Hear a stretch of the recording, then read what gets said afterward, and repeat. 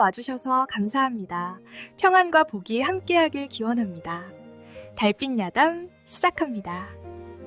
이 계집아이가 15이라 했소? 청안권 씨 가문의 대감 권석범이 마당에 무릎 꿇은 소녀를 내려다보았다. 소녀는 고개를 들지 못한 채 온몸을 부들부들 떨고 있었다. 그렇습니다, 대감마님. 아직 어리지만 몸이 건강하고 골격이 좋아 출산에 적합하다 장담하옵니다. 인신매매꾼의 말에 춘애는 눈물이 핑 돌았다. 출산노비. 그 끔찍한 단어가 귓가를 맴돌았다. 양반가의 대를 잇기 위해 아이만 낳는 도구로 팔려가는 것이다. 300냥이면 적지 않은 돈인데. 대감마님, 이 아이의 어미가 12명을 낳았다 하옵니다. 혈통이 증명된 셈이지요. 춘애의 온몸에 소름이 돋았다. 어머니처럼 살게 되는 것이다. 도망치고 싶었지만 이미 발목에는 쇠줄이 채워져 있었다. 좋아, 300냥에 사드리겠소. 그렇게 춘애의 운명이 결정되었다. 은자 300냥, 소 15마리 값에 팔린 것이다. 매매꾼이 은자 보따리를 받아드는 순간 춘애는 자신의 인생이 끝났다고 생각했다. 인연을 행랑채 끝방에 가두어라. 내일부터 본격적으로 소임을 다하게 될 것이다. 하인들이 춘애를 질질 끌고 갔다. 행랑채 끝방은 좁고 어두웠다. 창살이 쳐진 작은 창문 하나가 전부였다. 춘애는 방바닥에 쓰러져 울음을 터뜨렸다. 15의 어린 나이에 이런 끔찍한 운명을 맞이하다니. 아버지가 도박빚을 못 갚아 가족 모두 뿔뿔이 흩어졌다. 오빠들은 광산 노비로, 어머니는 농사 노비로, 그리고 자신은 가장 비참한 출산 노비로. 춘애야. 문틈으로 나직한 목소리가 들렸다. 춘애가 고개를 들자 나이 지긋한 여인이 밥그릇을 내밀고 있었다. 드시게. 내일부터는 더 힘든 날들이 시작될 테니. 누구세요? 나는 이 집의 살림 노비 옥분이라 하네. 20년을 이 집에서 일했지. 내가 앞으로 어떤 일을 겪을지 다 알고 있어. 옥분의 눈빛에는 깊은 연민이 담겨 있었다. 살고 싶어요. 이렇게 살고 싶지 않아요. 그럼 견뎌야지. 견디고 또 견디는 수밖에. 우리 같은 것들은 하늘이 정해준 운명을 받아들일 수밖에 없어. 석 달 후 춘애는 임신했다. 주인집 종들 중 가장 건장한 사내와의 강제 결합이었다. 춘애는 매일 울며 지냈지만 배는 점점 불러왔다. 아이고 춘애야. 그리 울면 뱃속 아이한테 해롭다. 옥분이 춘애의 등을 두드려 주었다. 그녀는 춘애를 딸처럼 돌봐주는 유일한 사람이었다. 옥분 마님, 저는 어떻게 해야 하나요? 일단 아이를 낳아야지. 대감댁에서 원하는 건 바로 그거니까. 춘애의 10달은 지옥 같았다. 배가 무거워질수록 절망도 깊어졌다. 자신이 낳을 아이도 노비가 될 것이라는 사실이 가슴을 찢었다. 10달째 되는 날 밤 진통이 시작되었다. 으악! 춘애의 비명이 행랑채를 울렸다. 옥분과 다른 노비 여인 둘이 달려왔다. 힘내라, 춘애야. 조금만 더. 밤새 춘애는 몸부림쳤다. 16살 소녀의 몸으로 첫 출산을 하는 것은 지독한 고통이었다. 으앙, 으앙. 동이 틀 무렵 우렁찬 울음소리가 터져나왔다. 아들이었다. 건강한 사내 아이입니다. 옥분이 기쁨에 찬 목소리로 외쳤다. 대감 권석범이 직접 행랑채로 달려왔다. 오, 첫 아이부터 사내로구나. 잘했다, 춘애. 권석범은 흡족한 표정을 지었다. 춘애는 기진맥진한 상태로 갓난아이를 바라보았다. 작고 빨간 얼굴의 아기. 자신의 핏줄. 이놈의 이름은 동철이라 하겠다. 튼튼하게 자라거라. 대감이 물러간 후 춘애는 아이를 꼭 껴안았다. 눈물이 주르륵 흘렀다. 미안해. 내가 노비로 태어나게 해서 정말 미안해. 춘혜야, 그래도 아이는 건강하잖니. 그걸로 감사하게 생각해야지. 옥분의 위로에도 춘혜의 가슴은 무너졌다. 하지만 그날 밤 아이의 작은 손이 자신의 손가락을 꼭 쥐는 순간 춘혜의 마음에 작은 불씨가 지펴졌다. 이 아이만큼은 제대로 키워보고 싶다. 동철이가 돌을 지날 무렵 춘혜는 다시 임신했다. 이번에는 딸이었다. 이름은 복순. 춘혜 언니, 제가 동철이를 봐드릴게요. 20살의 젊은 노비 연희가 동철이를 안아주었다. 연희는 부엌 노비였지만 춘혜를 많이 도와주었다. 고마워, 연희야. 내가 없었으면 어쩔 뻔했니? 우리끼리 도와야죠. 양반님들은 우릴 짐승으로밖에 안 보는데.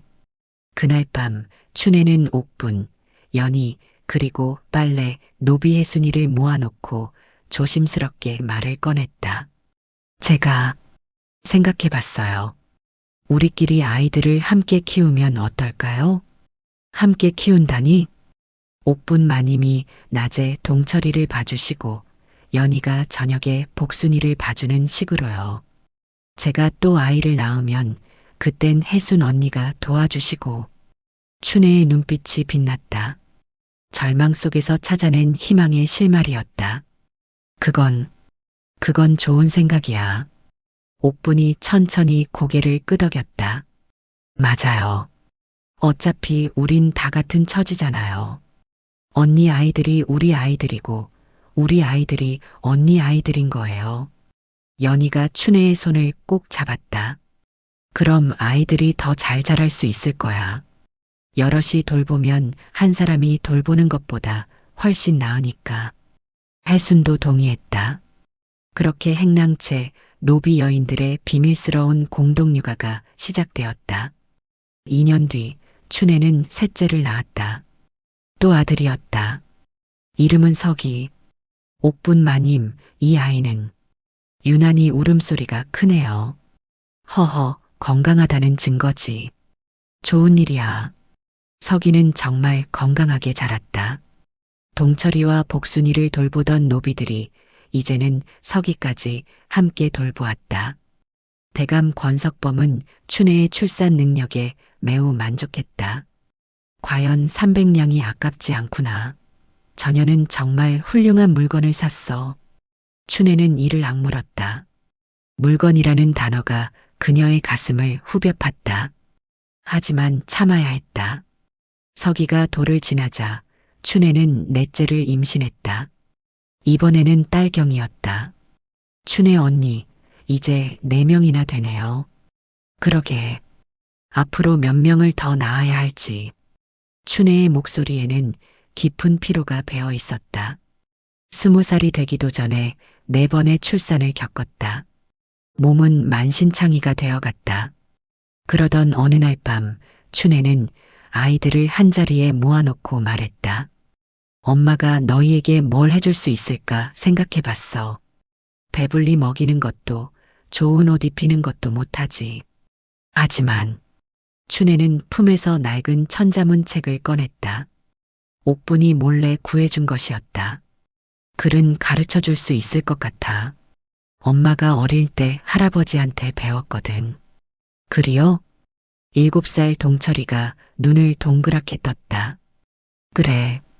우리가 노비여도 글을 알면 달라질 수 있어. 엄마는 그걸 믿고 싶어? 5째 진이, 6째 보기가 태어났다. 춘혜는 23의 나이에 6명의 아이 어머니가 되었다. 춘혜야, 내 몸이 걱정된다. 옥분이 야윈 춘혜를 바라보며 안타까워했다. 괜찮아요. 아이들만 건강하면. 하지만 춘혜의 헌신은 여기서 그치지 않았다. 밤마다 아이들을 모아놓고 글을 가르쳤다. 자, 동철아. 이 글자는 뭐라고 읽지? 하늘 천 땅지. 잘했어. 복순아, 넌? 검을 현 누를 황. 아이들의 총명함에 춘애는 놀라곤 했다. 특히 큰아들 동철이는 한 번 보면 외울 정도로 기억력이 뛰어났다. 행랑채의 다른 노비 아이들도 하나둘 모여들었다. 연희의 아들 막동이, 해순의 딸 금이도 함께 글을 배웠다. 춘애 언니가 글을 가르치는 건 양반님들이 아시면 큰일 나요. 연희가 걱정스럽게 말했다. 그래서 비밀로 해야지. 아이들한테도 단단히 일렀어. 절대 대문 밖으로 나가서는 글을 안다는 소리 하지 말라고. 춘애의 눈빛은 확고했다. 이것이 자신이 아이들에게 줄 수 있는 유일한 재산이었다. 한편 공동육아 시스템은 점점 정교해졌다. 낮에는 옥분과 해순이 어린 아이들을 돌보고 연희가 식사를 챙겼다. 춘애는 임신 중이 아닐 때 빨래와 청소를 도맡아 했다. 이렇게 서로 돕다 보니 정말 가족 같네요. 금이를 업은 해순이가 흐뭇하게 웃었다. 맞아요. 우리가 진짜 가족이에요. 피는 안 섞였어도. 7년이 흘렀다. 춘애는 7째 명희, 8째 은희, 9째 길이를 더 낳았다. 그리고 30살이 되던 해 10번째이자 마지막 아이 상이를 낳았다. 이제 끝이구나. 출산을 마친 춘애는 탈진한 상태로 중얼거렸다. 10명, 15살부터 30살까지 15년 동안 10명의 아이를 낳은 것이다. 고생 많았다, 춘애야. 옥분이 춘애의 손을 꼭 잡아주었다. 이제 60이 넘은 옥분은 춘애에게 어머니나 다름없었다. 옥분 마님, 이제 제 몸이 더는 아이를 가질 수 없대요. 의원 어른이 그러시더라고요. 그럼 다행이지. 이제 내 아이들이나 제대로 키우면 되는 거야. 놀라운 것은 아이들의 성장이었다. 15살이 된 큰아들 동철이는 가히 신동이라 불릴만 했다. 동철아, 이 한문 문장을 읽어보렴. 어느 날 우연히 행랑채를 지나던 권석범의 둘째 아들 권도영이 동철이에게 시험을 걸었다. 인생 70 고래이라. 인생 70이 예로부터 드물다는 뜻입니다. 도련님. 오, 내 놈이 어찌 이런 글을 아느냐? 권도영이 놀라 물었다. 동철이는 당황하며 고개를 숙였다. 그냥 우연히 배웠습니다. 재미있군. 그럼 이건 어떠냐? 권도영은 동철이를 시험하기 시작했다. 놀랍게도 동철이는 모든 질문에 막힘없이 답했다. 이상하구나. 노비 주제에 어찌 이리 학문이 깊은가? 동철이뿐만이 아니었다. 둘째 복순이는 손재주가 남달랐다. 바느질, 자수, 요리까지 모든 것을 금세 익혔다. 복순아, 이 자수 내가 놓은 게 맞느냐? 안채 마님이 깜짝 놀라 물었다. 예, 마님. 14살 계집아이가 이런 솜씨를 지니다니. 신기하구나. 셋째 석이는 완력이 대단했다. 12살밖에 안 됐는데도 어른 못지않은 힘을 지녔다. 석이야, 이 통나무를 내가 혼자 옮겼단 말이냐? 마구간 관리 노비가 놀라 물었다. 예, 아저씨. 저 힘이 좀 센 것 같아요. 넷째 경이는 셈이 빨랐다. 계산과 숫자에 천부적인 재능이 있었다. 마님, 이번 달 쌀 소비량은 5섬 2마리입니다. 지난달보다 3마리 줄었고 이대로 가면 연말까지. 경희의 정확한 계산에 안채 마님도 감탄했다. 어린 것이 장부를 보는 것도 아닌데 어찌 이리 정확하게 아느냐? 5째 진이는 의술에 관심이 많았다. 어린 나이에도 약초를 구분하고 간단한 치료법을 익혔다.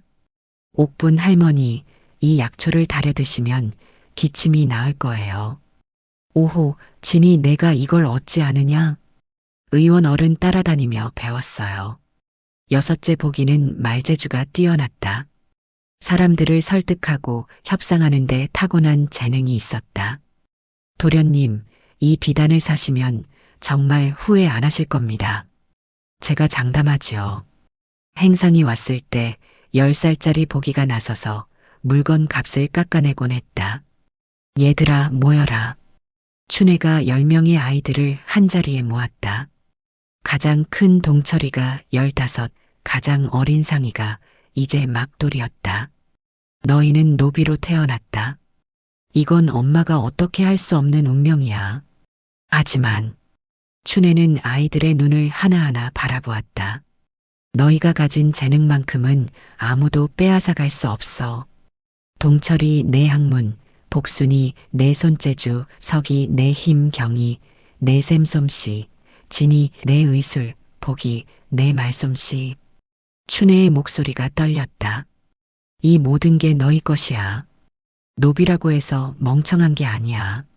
너희는 양반집 자식들보다 훨씬 뛰어나. 엄마. 동철이가 춘혜의 손을 잡았다. 우리 열심히 배울게요. 엄마가 가르쳐 주신 것들 절대 잊지 않을게요. 그래, 고맙다. 그리고 서로 도우며 살아라. 너희 10명은 한 몸이나 다름없어. 춘혜는 밤마다 아이들을 가르쳤다. 글을 가르치고 예의를 가르치고 세상을 사는 지혜를 가르쳤다. 동철아, 사서삼경을 다 읽었다고 했지? 예, 엄마. 옥분 할머니가 주신 책들 다 읽었어요. 복수나 자수는? 안채 마님 치마에 수놓은 거 보셨어요? 마님이 칭찬하셨어요. 석이야, 무예는? 마구간 관리 아저씨한테 배우고 있어요. 곤봉 다루는 법요. 춘혜는 아이들의 발전에 눈물 겹도록 뿌듯했다. 몇 년이 더 흘렀다. 동철이는 19이 되었고 막내 상이도 5살이 되었다. 동철이는 이제 권도영 도련님의 서책을 정리하는 일을 맡았다. 그 과정에서 더 많은 책을 읽을 수 있었다. 동철, 내가 어제 읽던 시경의 한 구절을 해석해 보겠느냐? 광관저구 제하지주라. 아리따운 여인이 군자의 좋은 짝이라는 뜻이옵니다. 놀랍구나. 내 해석이 정확해. 권도영은 점점 동철이의 재능에 관심을 갖게 되었다. 복순이는 18이 되어 안채 마님의 바느질을 도맡아 했다. 그녀가 만든 옷과 자수는 권씨 가문에서 최고로 인정받았다. 복순아, 내가 만든 이 치마가 감사댁 부인께 선물로 갈 것이다. 예, 마님. 더욱 정성껏 짓겠습니다. 석이는 16의 나이에 이미 장정 2명의 힘을 가졌다. 마구간과 곡간일을 거들며 무예도 익혔다. 석이, 내 힘이라면 묵과의 응시에도 합격하겠구나. 하인들이 농담처럼 말했지만 석이는 진지하게 받아들였다. 노비가 묵과에 응시할 수는 없지만 만약 기회가 온다면 도전하고 싶었다. 경희는 15으로 권씨 가문의 장부를 도맡아 관리했다. 수입과 지출을 완벽하게 파악하고 있었다. 경희야, 이번 추수 때 받을 도지가 얼마나 되느냐? 대략 100석 정도 될 것 같습니다. 대감마님. 오, 내 계산이 정확하구나. 막내 상인은 유난히 영특했다. 5살밖에 안 됐는데도 형들과 누나들이 하는 공부를 옆에서 지켜보며 혼자 익혔다. 엄마, 나도 글 읽을 수 있어. 상이가 천자문을 줄줄 읽어 내려가자 춘혜는 깜짝 놀랐다. 상아, 누가 가르쳐 준 거니? 아무도 안 가르쳐 줬어. 형들이 읽는 거 보고 외웠어. 춘혜는 상이를 꼭 안았다. 막내 아들에게도 이런 재능이 있다니. 너희 10명 모두가 정말 특별한 아이들이구나. 그날 밤 춘혜는 옥분에게 말했다. 옥분 마님, 제 아이들이 이렇게 자라준 게 다 마님과 연희, 혜순 언니 덕분이에요. 무슨 소리냐? 다 내가 잘 가르친 덕이지. 아니에요. 혼자였으면 불가능했을 일이에요. 우리가 함께 키웠기에 가능했던 거예요. 옥분은 춘혜의 손을 잡았다. 그래, 우리가 함께 키웠지.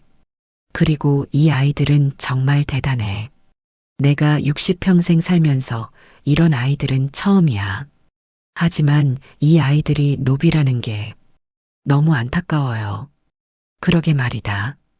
이 아이들이 양반 자제였다면 벌써 과거에 급제하고도 남았을 텐데. 두 사람은 한숨을 쉬었다. 아무리 재능이 뛰어나도 신분의 벽은 너무나 높았다. 21살이 된 동철이는 이제 권씨 가문 내에서 글 잘하는 노비로 유명해졌다. 동철, 내가 한양 가는 길에 올릴 상소문을 내가 한번 고쳐보겠느냐? 권도영이 동철이를 불렀다. 소인이 어찌 감히. 괜찮다. 내 실력을 믿는다. 동철이는 조심스럽게 상소문을 읽어 내려갔다. 그리고 몇 군데 수정할 부분을 지적했다. 여기는 이렇게 고치시면 더 격조가 있을 것 같고 여기는 문맥상. 권도영은 동철이의 지적을 듣고 감탄했다. 내 말이 맞구나. 과연 내 안목이 뛰어나. 이 일이 있은 후 동철이는 권씨 가문의 문서 작성을 돕게 되었다. 계약서, 편지, 심지어 제문까지. 어느 날 한양에서 벼슬아치가 권씨 가문을 방문했다. 이 편지를 누가 썼소? 아, 그것은. 권석범이 난처해하자 그 벼슬아치가 말했다. 필체가 수려하고 문장이 뛰어나오. 혹시 한양의 문장가가 써준 것이오? 실은 저희 집 노비가 쓴 것입니다. 노비가? 어느 노비요? 동철이라는 아이인데. 벼슬아치는 동철이를 직접 보았다. 내가 동철이냐? 20살이 넘었다지? 예, 나리. 내게 시 한 수를 지어보겠느냐? 동철이는 잠시 생각하더니 붓을 들어 시를 적었다. 달빛 아래 어머니를 그리는 시였다. 월화모정 자손경이라. 대단하구나. 서기는 18이 되어 그 힘이 소문났다. 서기, 내가 저 돌을 들어올릴 수 있겠느냐? 마을 장정들이 내기를 걸었다. 30관이 넘는 바위였다. 한번 해보지요. 서기는 허리를 굽혀 바위를 움켜쥐었다. 그리고 천천히 들어올렸다. 우와! 구경꾼들이 환호했다. 서기는 바위를 들어올린 채 몇 걸음을 걸었다. 저건 사람의 힘이 아니로구나. 서기는 힘뿐만 아니라 민첩하기도 했다. 마구간 관리 노비에게 봉술과 검술을 배워 이제는 스승을 능가했다. 서기야, 너는 정말 타고난 무인이다. 감사합니다, 아저씨. 어느 날 권씨 가문에 도적이 들었다. 한밤중에 담을 넘어 들어온 도적 셋이 곳간으로 향했다. 누구냐? 서기가 소리쳤다. 도적들이 칼을 빼들자 서기는 곤봉을 휘둘렀다. 이놈들. 퍽! 팍! 서기의 곤봉이 도적들을 쓰러뜨렸다. 단 2방에 3명을 제압한 것이다. 대감마님, 도적을 잡았습니다. 권석범이 달려와 보니 도적 셋이 기절해 있었다. 서기, 내가 이놈들을 혼자 잡았단 말이냐? 예, 대감마님. 훌륭하다. 과연 내 무예가 대단하구나. 권석범은 서기에게 포상으로 옷 한 벌과 은자 5냥을 주었다. 셋째 진이는 15이 되어 의술에 깊이 빠져 있었다. 진이야, 내가 이 병을 고칠 수 있겠느냐? 옥분이 갑자기 배앓이를 했다. 진이는 침착하게 맥을 짚어보았다. 할머니, 찬물을 드신 게 문제예요. 이 약초를 다려 드시면 나을 거예요. 진이가 준비한 약을 먹고 옥분은 금세 나았다. 오호, 진이 내 의술이 정말 대단하구나. 진이의 실력은 점점 소문났다. 마을 사람들이 작은 병은 진이에게 물어볼 정도였다. 진이, 우리 아이가 열이 나는데 어찌하면 좋겠느냐? 이 약초를 다려서 하루 3번 먹이세요. 그리고 이마에 찬물 수건을 올려놓으시고요. 진이의 처방은 놀라울 정도로 정확했다. 한편 6째 보기는 13살의 나이에 장사꾼 기질을 보였다. 어머니, 제가 이번 장날에 우리가 만든 물건들을 팔아올게요. 보가, 내가 어떻게 해? 제가 할 수 있어요. 안채 마님께 허락도 받았어요. 보기는 복순이가 만든 자수 주머니와 연희가 만든 떡을 장터로 가져갔다. 어이, 어린 것이 뭘 파는 게냐? 아저씨, 이 주머니 보세요. 수놓은 걸 보시면 아시겠지만 정말 정교하잖아요. 보기의 말솜씨에 사람들이 하나둘 모여들었다. 이 솜씨가 정말 대단한데? 맞죠? 그래서 가격은 200문인데 아저씨한테는 특별히 150문에 드릴게요. 뭐? 그럼 50문을 깎아주는 거냐? 오늘만이에요. 빨리 결정하세요. 보기는 그날 가져간 물건을 다 팔고 돈 3냥을 벌어왔다. 어머니, 다 팔았어요. 춘애는 보기를 안으며 뿌듯해했다.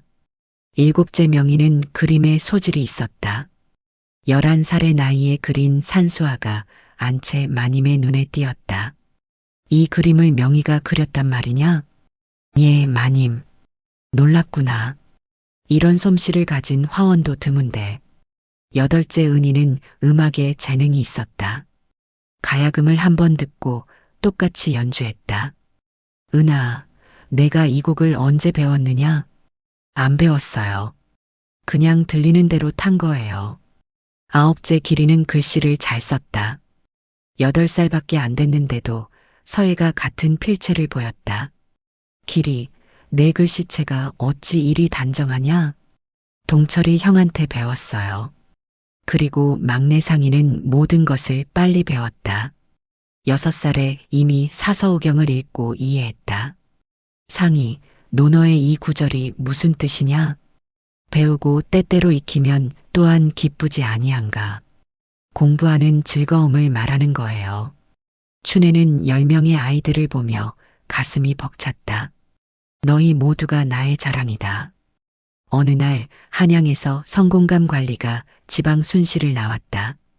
인재를 발굴하기 위한 임무였다. 듣자 하니 이 고을에 재주 있는 자들이 많다던데? 수령이 대답했다. 예, 나리. 특히 청안권 씨 가문의 노비들 중에 뛰어난 자들이 있다 하옵니다. 노비라니? 어떤 재주를 가졌는가? 글에 능한 자, 무예가 뛰어난 자, 의술에 밝은 자, 장사에 능한 자 등 여럿이라 하옵니다. 성공감 관리 이성원은 흥미가 생겼다. 직접 보고 싶구나. 권씨 가문으로 안내하라. 이성원이 권씨 가문에 도착하자 권석범이 황급히 나와 맞이했다. 나리께서 어인일로 노비들 중 재주 있는 자들이 있다 들었소. 직접 확인하고 싶소. 권석범은 난처했지만 거절할 수 없었다. 그럼 동철이를 불러오너라. 동철이가 나타나자 이성원이 물었다. 내가 동철이냐? 글을 잘한다지. 소인의 재주가 변변찬사옵니다. 겸손하구나. 그럼 이 문제를 풀어보겠느냐? 이성원은 어려운 한문 문제를 냈다. 동철이는 한참 고민하더니 완벽한 답을 내놓았다. 훌륭하다. 내 학식이 진사 못지않구나. 이성원은 이어서 서기, 진이, 보기를 차례로 시험했다. 모두 놀라운 실력을 보였다. 대감, 이 아이들이 모두 한 어미의 자식들이라 하셨소? 예, 그렇습니다. 신기하구나. 한 어미에게서 이런 재능 있는 아이들이 열이나 나오다니. 이성원은 춘애를 불렀다. 내가 이 아이들의 어미냐? 예, 나리. 춘애가 떨리는 목소리로 대답했다. 어찌 아이들을 이리 잘 키웠느냐? 그저 제가 할 수 있는 것을 가르쳤을 뿐입니다. 이성원은 한양으로 돌아가 왕께 보고했다. 전하, 지방에서 놀라운 일을 보고 왔사옵니다. 무슨 일인가? 한 노비 여인이 10명의 자식을 낳았는데 모두가 뛰어난 재능을 지녔사옵니다. 학문, 무예, 의술, 장사 등 각 분야에서 말입니다. 왕이 관심을 보였다. 10명 모두가? 그것 참 신기하구나. 더 자세히 조사해 보도록 하라.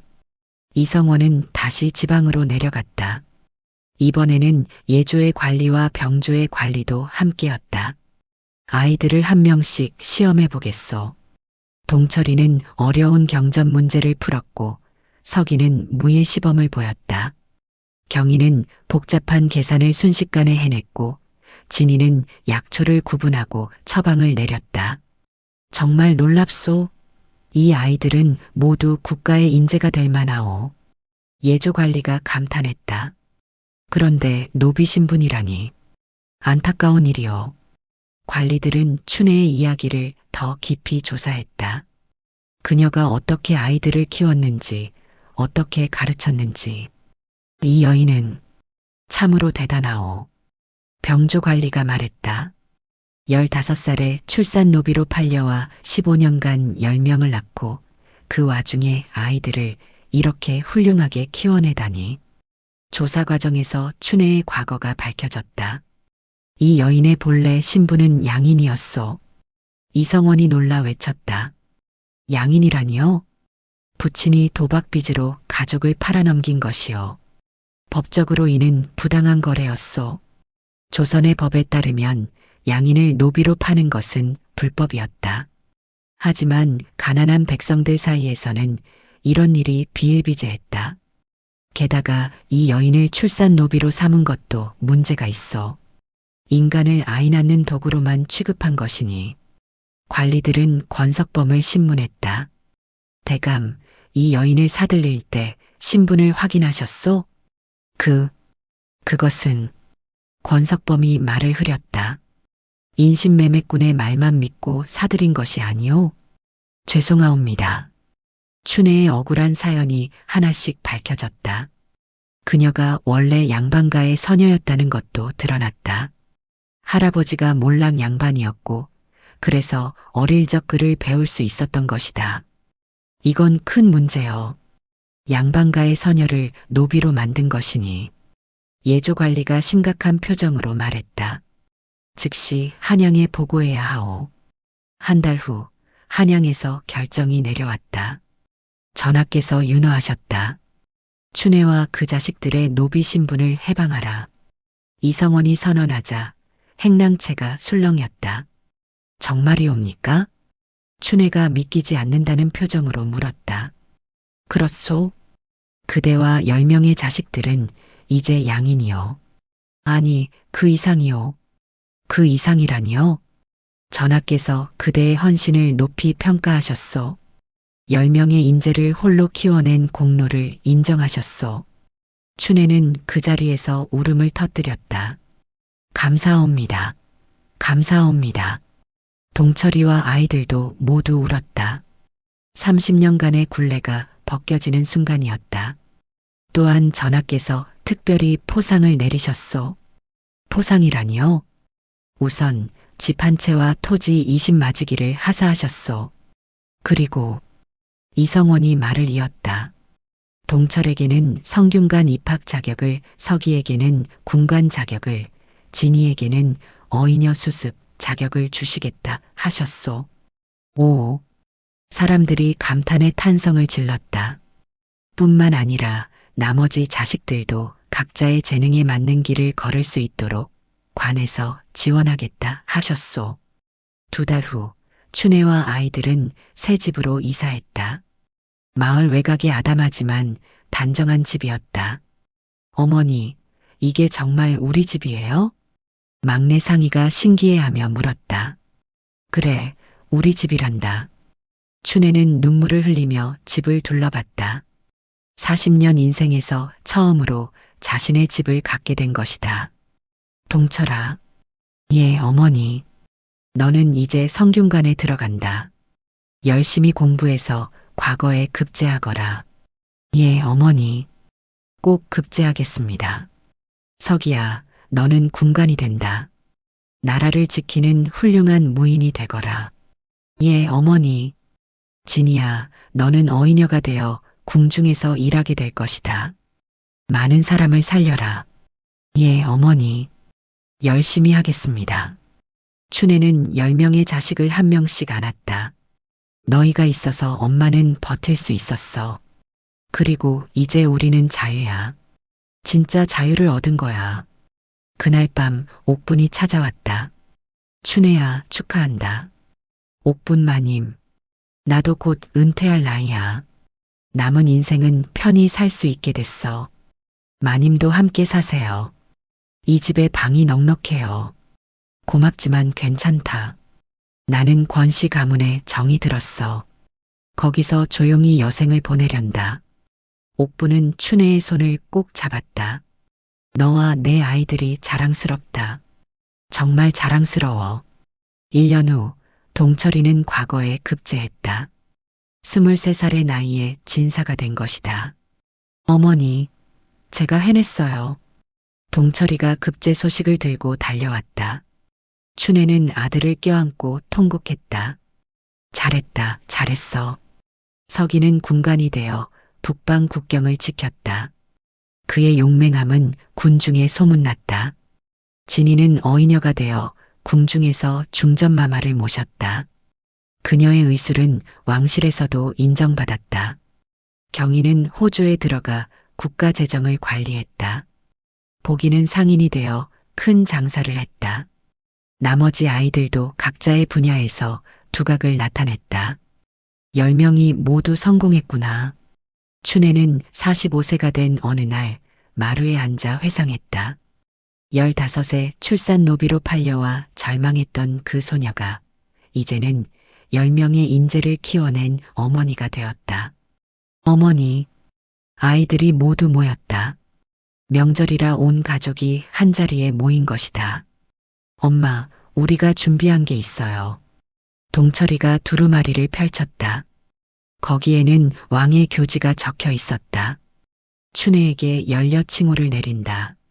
또한 그 공로를 기려 정려문을 세우도록 하라. 이게 무슨 엄마가 우리를 키운 공로를 나라에서 인정한 거예요. 이제 엄마는 연려로 기록될 거예요. 춘혜는 그 자리에 주저앉아 울었다. 기쁨의 눈물이었다. 30년의 고통과 헌신이 마침내 인정받는 순간이었다. 엄마 사랑해요. 우리가 있는 건 다 엄마 덕분이에요. 10명의 자식들이 춘혜를 둘러싸고 안았다. 춘혜는 하늘을 올려다보았다. 먼 옛날 출산 노비로 팔려가던 그날의 절망이 떠올랐다. 하지만 포기하지 않았다. 아이들을 사랑하고 가르치고 함께 버텼다. 그리고 이제 그 결실을 보게 된 것이다. 고마워. 정말 고마워. 춘혜의 눈가에 행복한 눈물이 흘렀다. 그녀의 인생은 극적으로 바뀌었다. 노비에서 양인으로, 출산 도구에서 존경받는 어머니로, 절망에서 희망으로. 그리고 그 모든 것은 포기하지 않은 한 여인의 사랑과 헌신 덕분이었다. 여기는 달빛 야담이었습니다. 끝까지 함께 해주셔서 고맙습니다. 다음 이야기에서 또 만나요. 구독과 좋아요는 큰 힘이 됩니다.